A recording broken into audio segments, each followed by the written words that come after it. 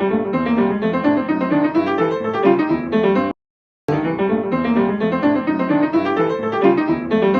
we have Elisabeth on the show with us. She's a chiropractor. Her husband is Michael, and her son is Lincoln. And we just honor them today and celebrate their unique gifts that they offer. We also know that they have been involved in Dove Alexander's Kingdom Ministries, Kingdom Life. So we'll ask questions about that, I'm sure. If you have any other additional questions, just let me know in the chat. I just encourage you to tune in and stay focused, because this message is one that you're going to want to hear.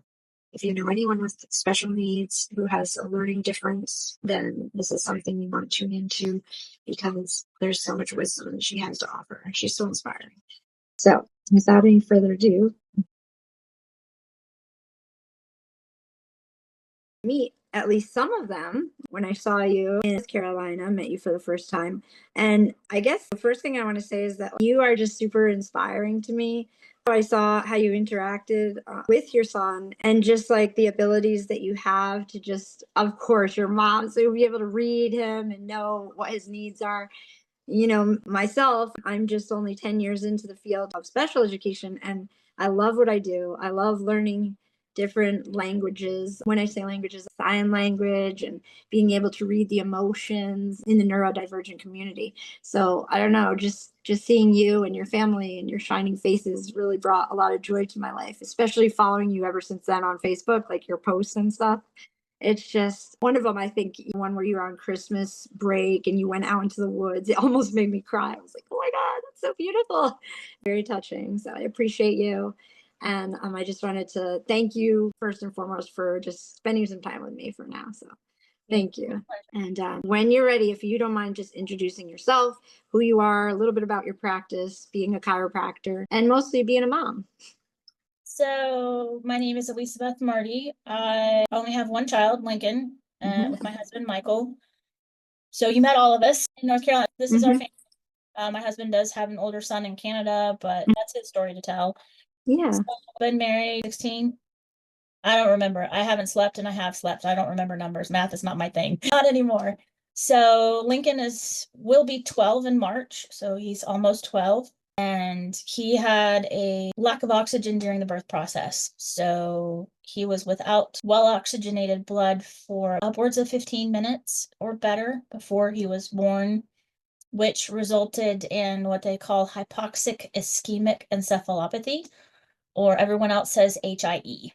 And that resulted in him being cooled for 72 hours. So they cooled his core temp down to I think for 72 hours, and then rewarmed him. Resulted in a global brain injury, which now results in cerebral palsy and epilepsy, and amongst other diagnoses. He's medically complex, is what I like to say. Though he is nonverbal, non-mobile, tube dependent, so total care, I would say that he's my main job. And in my spare time, I'm a chiropractor. That's what I went to postgraduate school for. And do a different technique than what people think of when they think chiropractic, called activator. I use a handheld instrument to do the actual adjusting, and I do a leg length analysis to determine when and where to adjust. So I ask your body questions to determine you need to be adjusted. So it's a very specific type of chiropractic. So does it involve the patient as well? Like, you're kind of, what do you feel? Take me through it. Pretend I'm a patient. What would you tell them? So I will, if you are a patient, you're going to lay face down on my table, and I'm going to determine which of your legs is your reactive leg, meaning which one is shorter than the other. Second part is to lift your legs, to bend you to 90 degrees to see. So your right leg was short here. What does your right leg do when I pull it up? Does it go long or stay short? Because that tells me, depending upon where we're at in the analysis, whether what side you need to be adjusted. Through the analysis, I will have you put your hand behind your back. The other one, each one specifically tests for a different vertebral level. So if you stay balanced, you don't need to be adjusted there. If you go unbalanced, then you need to be adjusted at that segment. And the second position, when I lift your legs, tells me which side needs to be adjusted. So it's a technique that I grew up under from about the age of 8 on. I've been under chiropractic care pretty much my whole life, as far as I can remember. And when we moved from Alabama to North Carolina, the chiropractor that my dad found was doing activator. And I like it because I never liked having my neck adjusted. I don't like the twist, turn, snap, crackle, pop that most people associate chiropractic with. And also, it's a very gentle technique for being able to adjust the whole body, all the joints. And I like to say that I affect your nervous system through your spine because your nervous system controls everything and it exits out the spine. So if you have an issue in your spine where something is not moving properly and causing irritation or inflammation on a particular nerve root, then if you follow it out, then you're going to have issues. It could be back pain, neck pain, headache, or it could be that your stomach is not working properly, or asthma, or ringing in your ears, or your guts. Migraines? Migraine, all of it. They're all ultimately neurologically based. Yeah. That's what I'm trying to help you with. Yeah, but what led you to want to be a chiropractor? Did you start out med school or something and went in a different direction? What did you do that? So I grew up Seventh-day Adventist. Mm-hmm. And I went to boarding school for high school. Mm-hmm. So our English teacher, our junior year, we had to do a research project in which we had to shadow and interview someone in a chosen field that we thought we might want to go into. And being a little introverted and shy, I didn't want to go out with someone I didn't know. So I'm like, I'll do on chiropractic and I'll go home and interview our chiropractor at home, who was also a family friend. So I got permission to go home for the day because I live 2.5 hours from the school. So I got to go home, shadow my chiropractor at home, and then interview him, along with doing the research of what was the educational process and all those sorts of things. That was the start of it. I then, when I went to college, decided, no, I want to do something with animals. So I did an animal science major. And then I worked for my chiropractor during the summer for a couple of summers. And like, you know what? I really do want to do this because he's helping people without giving them a bunch of drugs. I thought that might be part of your story, the natural path. So that whole like not giving up of medicines, I then decided to become like to pursue being a chiropractor instead of just an animal science major. Mm-hmm. Okay. Vet school or something like that. So my junior year in college, I switched from animal science to like a bachelor's of an emphasis in zoology. So that's what I graduated undergrad with. And then chiropractic college is postgraduate. It's generally like a 5-year that's done at an accelerated pace, depending upon what school you go to. I went to Palmer College of Chiropractic in Davenport, Iowa, which is the original school. It's where it was discovered and developed. Oh, wow. So there's a lot of history. Who was one of the first? The discoverer of is D.D. Palmer, and the developer was his son, B.J. Palmer. So it's the Palmers who kind of developed it. There's a lot of history in Davenport. So I was go. And it's kind of when I did research, it was kind of one of the colleges that I knew about. Like, so that's where I went. So that's where I was going to go. Right. Later to discover that there's a lot of colleges out there with differing philosophies and programs. So is a 5-year program done in 3 1/3 years. You do 10 trimesters. So basically you go year round and you're taking 16 to 20 semester hours per semester, plus your clinic work once you get to a certain is what they call them. Mm-hmm.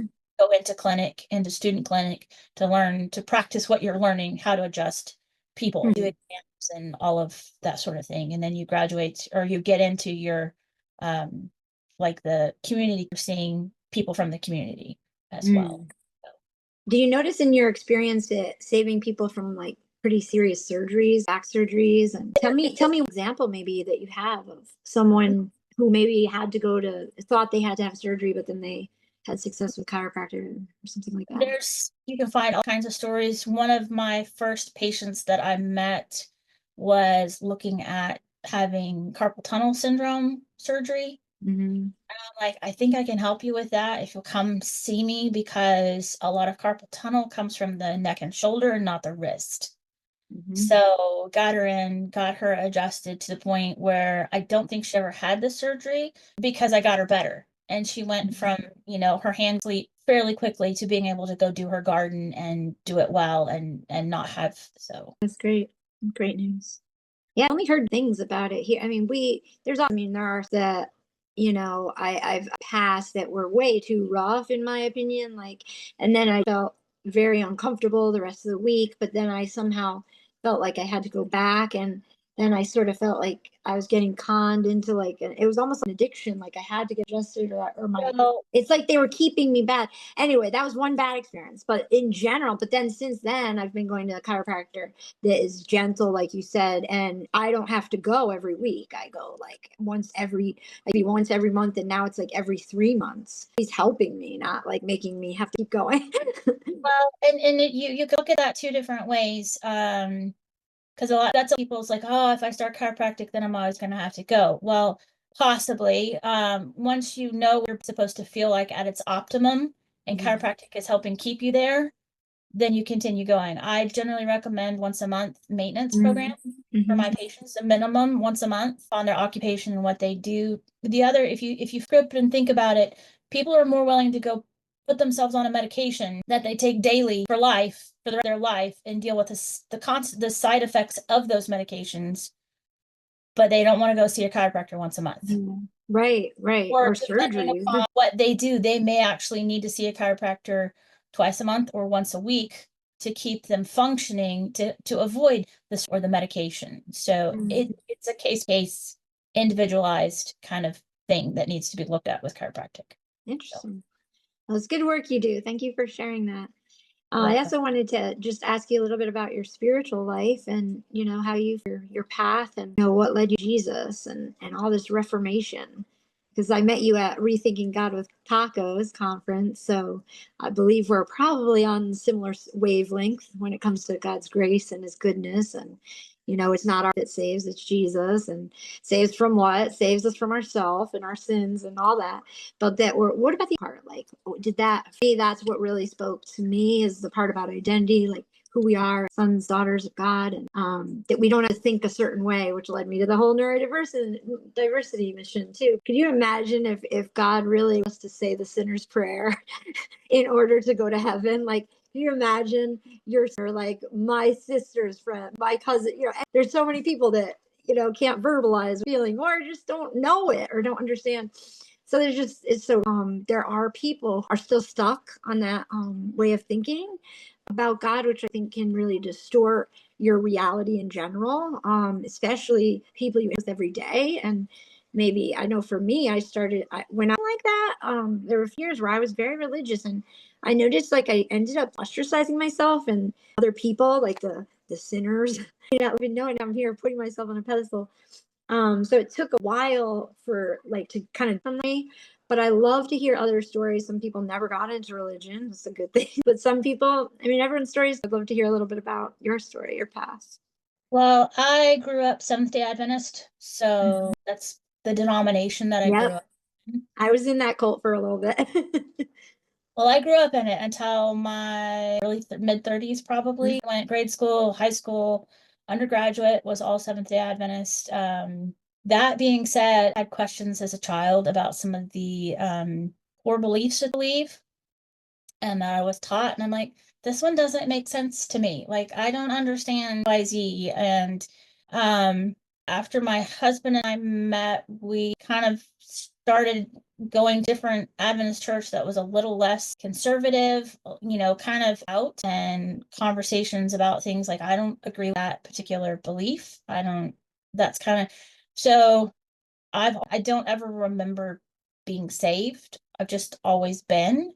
I was baptized when I was in elementary school because that's what you do. You do your class and then you get baptized. And not that I knew everything that it meant, but we went the paces, and still had questions. And, going to a boarding school, you have Bible class every year. So, you're always, I say Bible class, it's really, you're being taught what your denomination believes. That's what you're going. I've still had questions, college, went to Palmer, which is for sure not an Adventist college, not a Christian, and just everyone being part of my denomination, and got out into meeting other people. And I'd always been that way. Like, I don't know other denominations, but it seems like you've got to try and convince people to become part of your denomination. Right. Denomination supposedly has all of the truth and no one else does. And if you're not Right, part of of your course. denomination, you're not going to heaven. And I'm kind of like, even I'm like, but what of people that were around before this denomination was discovered, developed, Right. whatever you want to call it? What about them? What about Yeah. all the people who don't have a Bible? And like these have been had as I grew up. Mm. So Now, were those answered in a way that kind of made sense, or did they no. just kind of avoid the? What was their response? Oh, we don't know. We don't, It's a great mystery. we'll just Yeah. have to wait, till we get to heaven and blah blah blah, Okay. or, till Jesus comes back. Because Okay. you don't go to heaven until Jesus comes back, according to Mhm. the Adventist belief system. Okay. Hmm. So that's been my journey away, has been like, they have their core beliefs. One is the seventh day of Sabbath, one is their vegetarian lifestyle or whatever. Another one is the state of the dead, and then they have their whole prophecy on Revelation and Daniel and all of that. And I have kind of questioned things, other options or other things. So for a while, we don't going to church, any church I go to, different ones once in a while. I started listening to different podcasts and different teachers. I've explored some Arthur Burke stuff. Oh yeah. Hmm. I would Damon, and then Hmm. I was introduced to Dub Alexander and School of Kingdom. Hmm. I'm on 5, I can't remember. I did a year of School of Kingdom and then was able to, my husband met Dub and then we started doing it together. So uh, Awesome. that's kind of my journey has gone. I've maybe been a little bit more open to exploring other things because I was a chiropractor and was Hmm. exposed to other thought processes. And there's been some stuff that I've seen. I'm like, wait a minute, so far outside of my box and comfort zone that we're just going to have to set it on the shelf for now. And I might come back and explore it a little bit more. Like, we'll Sure. see. So, School of Kingdom, Damon really helped me with beloved identity, and School of Kingdom reiterated, and daughter, son, like that progression to, we are the queens on Oh, earth. okay. That was perfectly. The next question is, why do you think it's important that we know about our identity? Why even Bible if we're all going to be saved, if everything's fine in the end? Why bother? We all get that question sometime, right? We bother because we have access kingdom solutions for earthly problems. And those solutions are going to be available to somebody, whether we think we're, sacred or available, and it's who's listening. There's a lot of secular stuff out that is kingdom because they picked up it, Mm. they were open and picked up on it. So, Yeah, and Dub talks about that, right? That's a Dub. yeah, Dub. Dub does talk that. And we're supposed to light. So if we're gonna be light, we need to get out there. Yeah. So Yeah, I only a little bit of what he love what he shared about his wife being a teacher and just in her job, how she uses kingdom realities just to help the kids, knowing like they're by sharing one thing, the other person, someone else in the class that was good. I forget what he called it. Yeah, he had it for it. She had it for it. I think it's Um, like one thing I about you. Yeah, one thing I was so simple. And just going a room and how just doing a simple activity like that de-escalated a lot of the issues that were starting to arise. So, just it's being able to sense that and yeah, change the atmosphere in the room. a way to teach how to honor someone and how Hmm. to see the good in them instead of the things that annoy you about them. Yeah, that's right. Yeah. Not to judgmental, but to be honoring in who they are, to pull out Mm, and show it to them. that's beautiful. I love that. Yeah, that's a lot of what we're doing in our little initiative right now is just giving these kids, and of course, I'm practicing cousins' kids because I don't know if you've heard the story about like one of my things we got is like this sensory. They all love it, So to accommodate people, and my mission eventually is to get this happening in the workplace too. Like maybe some clients that you see might have some special needs, and how would you address that? How would you accommodate for them? Example of if someone speaks an interpreter, it doesn't.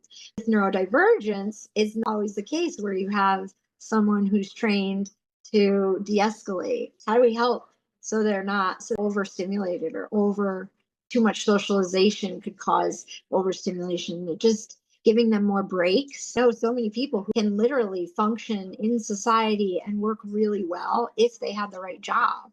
but there's got to be a balance between like, yeah, entitlement, but some people say, oh, that's entitlement, yeah, but then they, well, we have to integrate in the society too. So like it depends on the situation and the person, but if the person wants to and has some level of motivation, why not have programs where they can work?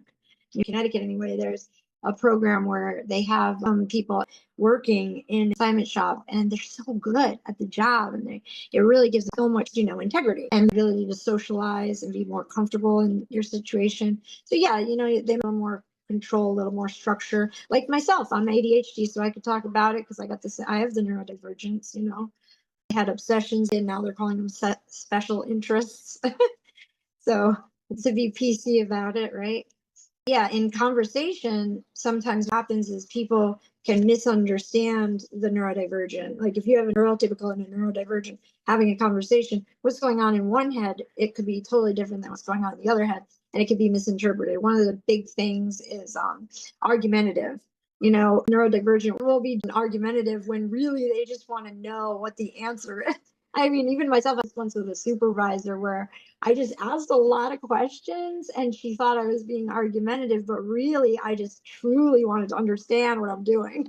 So the more we just share about these little things in life that, some people are off and like, oh, I don't, it's just the thing that happened. Well, for whatever reason, with God in my life, he really wants me to like talk about these things and just bring people out and people. So that's one of the major things I'm doing right now with the neurodiversity initiative. And yeah, you and I saw your face and I'm like, I gotta talk to her because she's probably got some ideas too. What do you know about this? And your own son, I mean, do you that are neurodivergent in your community or friends or family or? Actually, these days, I think we're all on the spectrum somewhere. Yeah, right. That's true. My childhood, and I'm like, I think if I were, they would probably put me on the spectrum now.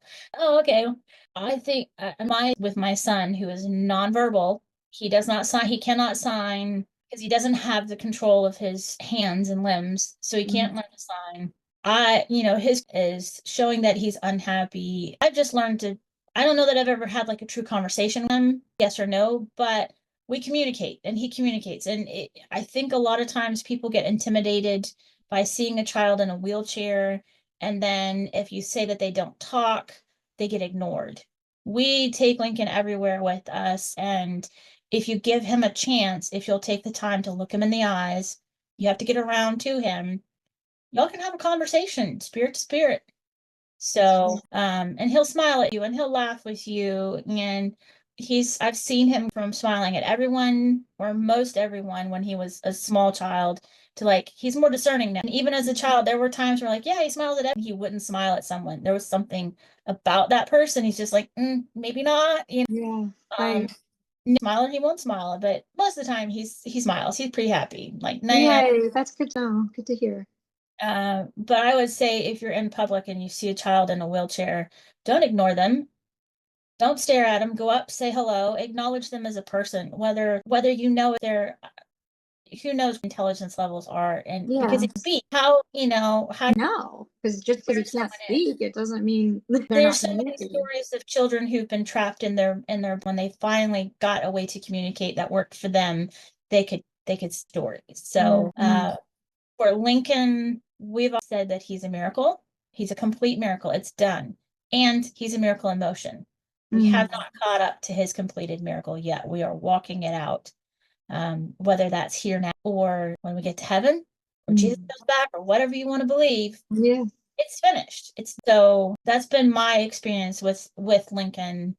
That's right there. That I'd like to emphasize that because so many Christians, sorry, like I see them to all these prayer meetings and trying to get healed and get their son healed, get their autistic brother healed, this is how she was born. This is a beautiful thing that we should celebrate and honor our differences, in my personal opinion. Like there's a reason why this is happening. Now, if someone's in pain all the time, obviously that is God's will. I'm not saying that, but I'm saying like it is a thing to honor our differences and just, yeah, if he's all of a sudden I'm not saying maybe he'll start talking, who knows? I'm not saying that won't happen, but just so much about who that person is right there in front of us the whole time. But it's like, do we have spiritual eyes to see it? Is kind of where I like. Right. And I Like see you said, saying hi or like, there have been some people, and they're generally older most of the time, not always, who come up and will say hello to Lincoln, and then they'll want to pray for him, and they'll want to pray that he gets healed or that he gets better. Or I'm like, he already is. It might not look like what you expect, but it's yeah. and we firmly believe, I know that Lincoln sees angels. Mhm. They play peekaboo with him. I've seen it. My friends were like, he's playing peekaboo with the angels again. Because he would be, laying on them, we'd be busy, and he'd be over there laughing and looking off into a different direction. Like, so he's playing. Yeah. I ask him, he wakes up in the morning, I'm like, hey, did you some good sleeps in? Did you go play with Jesus? Did you go run? Did you go talk to the cloud of witnesses? Like, who did you do last night? Who knows? When he's Yeah. whatever it is, Yeah. that's fine. But that's what I ask him, because why not? Yeah. Yeah. Um, And he said he laughs, he shows if he's upset. Yeah. and when he's smiling and he's looking somewhere else, he's Mm. not looking at someone in the room, he's looking somewhere else. So Mm. I'm like, there's been times like there's an angel in that corner somewhere, Mm. and you know, other people who can see in the spirit realm, or what they are, yeah, there's in that corner as well. So that's been my with him. Like, I have learned medical stuff that I never thought I would need to know. Yeah, I bet, right? How to do things I never thought I would know how to do or Mm. need. And we just eat. We have a slingshot, if you know what that is. It's the three-wheeled car looking things. I don't know what that is. But So that's okay. Is it it's a three-wheeled car, but okay? it's considered an cycle, is what they call it. It's like somewhere in between. I have one of those because my husband likes to ride motorcycles, but we can't take Lincoln on a motorcycle. It's not work. So my husband drives his motorcycle, and I drive the slingshot, and Lincoln gets to ride along. Uh, Nice. we've, that Christmas is one of his chairs that we've recently gotten to be able to go hiking. He also has another one called an Extreme Modus, which is built wheelchair type chair that the tires are like these big balloons, so you can go like in streams, and it makes it easier. I'm always on the lookout for something that will help us be able to go out as a family and do something. Mm. Go do as much as we can. Yeah. Like, have you ever been on the water with him? Like, We've taken him on when he was really little. We live near the Hiwassee River here in Tennessee, and we've taken him floating down the Hiwassee multiple times. When he was really little, I could do it in the canoe by myself, and when he got a little bit bigger, we would just do one of those big party rafts and float down the river. He likes water if it's warm enough. If it's too cold, not so much. We've done that, taken him to the ocean last year, to the ocean, just sat and floated around. We took him out to the Grand Canyon last year. Grand Canyon, Hoover Dam, Petrified wow. Forest, Red Rock Canyon, Las Vegas. Wow, he's done more than me. Like that was, and we did it with a trailer. My mom and Lincoln and I drove out with a travel trailer while Michael flew out due to his job at the time. And then we took a couple of days to go to the Grand Canyon, and one day we took a train up to the Grand Canyon Yeah. and back. So That's definitely on my bucket list, the Grand Canyon. yeah, I was like, we're going to Las Vegas. We're so close to the Grand Canyon. We gotta go. Yeah. So we just try as much as we can, to his tolerance, and seems to like it or not. And we try it and it doesn't seem like it works, then we don't do it again. But we've tried it. How's his eyesight and hearing Hearing, he passes all tests. He has been diagnosed with what they call cortical visual impairment, and that's just due to what they see on MRI, as to they don't know how he processes what he sees per se. He does have his eyes does have glasses, a prescription for school that he wears. We have worked with a chiropractic functional neurologist, has helped us with his neurological system to bring it back into a better balance and wake up parts that were asleep and calm down parts that were too hyped up. And Lincoln, as far as I can tell, can see. He likes movies. He especially likes movies where things are flying. It seems to. We've gone to our local even as a toddler, and I've watched the sharks. Take him to the eye doctor. He wouldn't track for the eye doctor, and the eye doctor wants to do surgery on an eye because it's doing its own thing most of the time. But I'm like, no, I've seen him tracking since he was an infant. He'll track Yeah. when he wants to.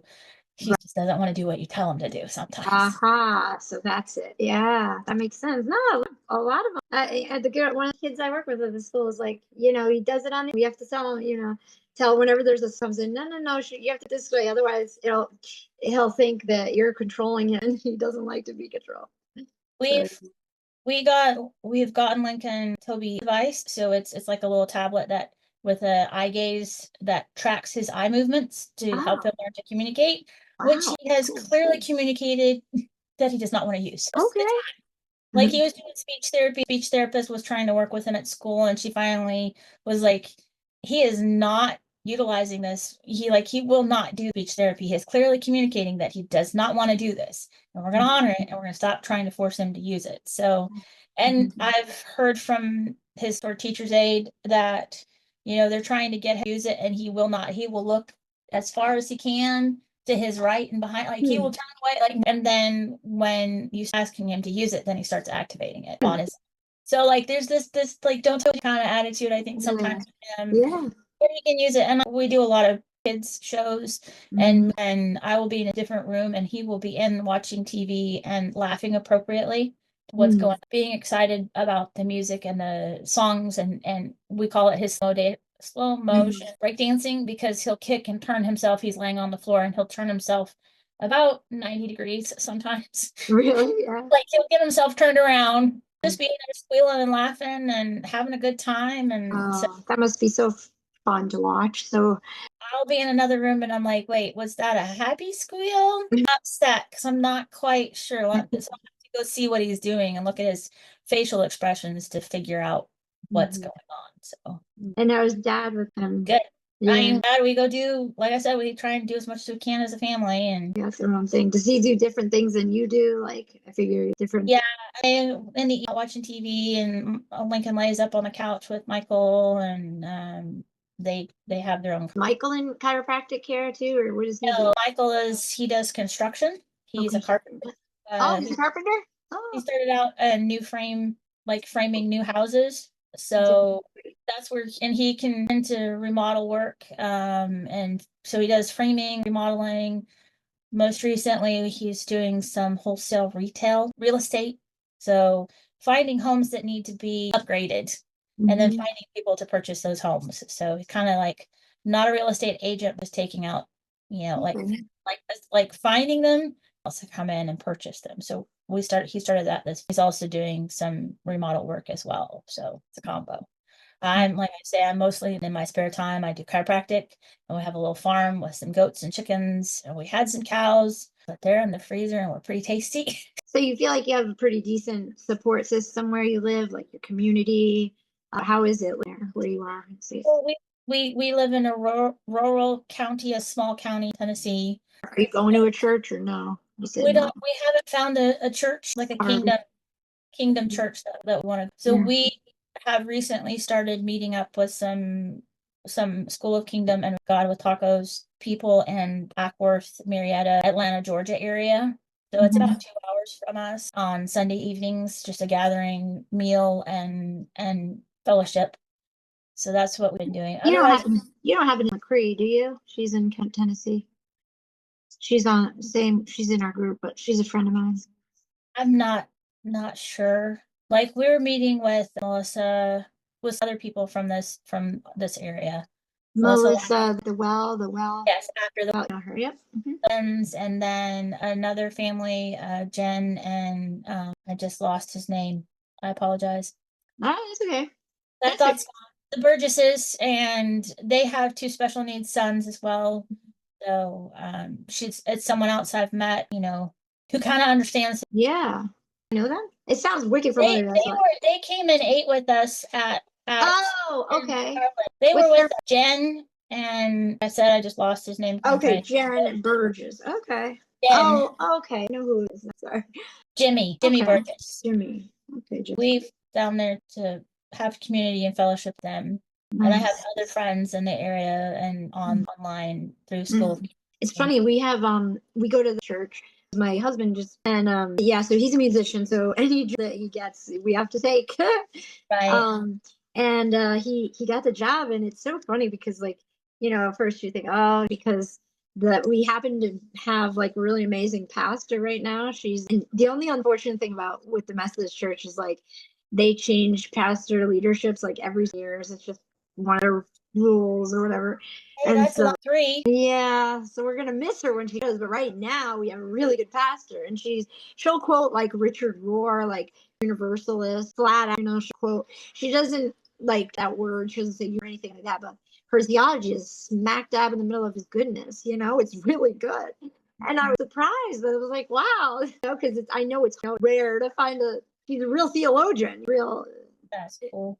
Yeah, she's sweet, and yeah, and I think like a lot of sometimes like churches completely due to some, toxicity of religion. But if God places you somewhere, he could place you in the middle of a Baptist church and Southern Baptist church, and you could be the one to change it. You just never know. So yeah, it's my wisdom. I think that's dependent upon where you're at in your healing journey. Yeah, exactly. Yeah, exactly. Yeah, some people I had to stay away from everything. But I do have more questions. I want to respect your time and thank you so much for coming on the show and just spending some time with us. It was amazing. So if you ever need anything, let me know. We're always trying to like help out with fundraisers and stuff like that or whatever. Sounds good. Really laid back here. So thank you. Yeah, I'll just pray and then we can say bye. Thank you so much. You're very welcome. Thanks for having me. I'm getting time. You have a good night. You too. Have a good evening. Bye. Bye.